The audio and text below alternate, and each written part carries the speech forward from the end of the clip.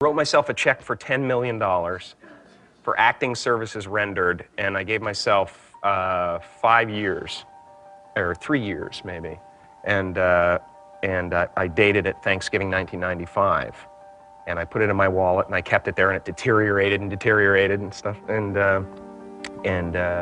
but then just before Thanksgiving 1995, I found out that I was going to make $10 million on, I think it was Dumb and Dumber, maybe. Dumb and Dumber, yeah.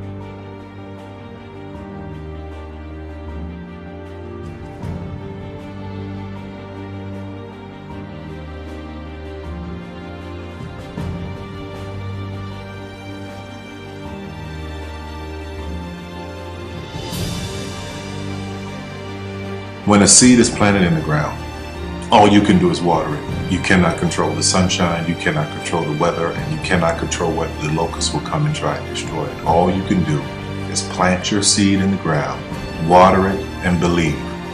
That is what allowed me to be in this position right now. I would not stop believing.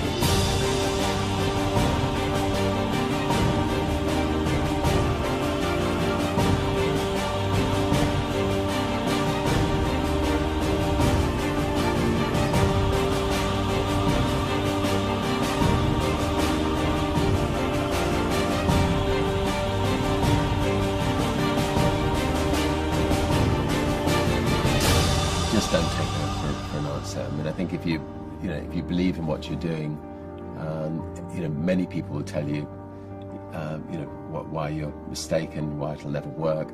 But if you really believe passionately in what you're doing, just keep going. Keep pushing on, and then if you don't succeed, pick yourself up and try again. And ultimately, if you're that determined, you will succeed in life. This is a major opportunity. This is a major lifetime event for you. In all of the years that I've been doing this, only one person has quit, left. I've been amazed that there's only been one person, because some people, and sometimes you really suffer. It's very tough. People say you have to have a lot of passion for what you're doing, and it's totally true. And the reason is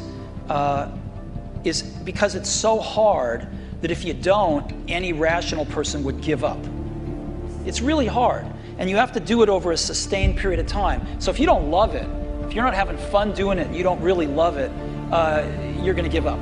And that's what happens to most people, actually. If you really look at the ones that ended up being successful, unquote, in the eyes of society, and the ones that didn't, oftentimes it's the ones that are successful loved what they did so they could persevere when it got really tough.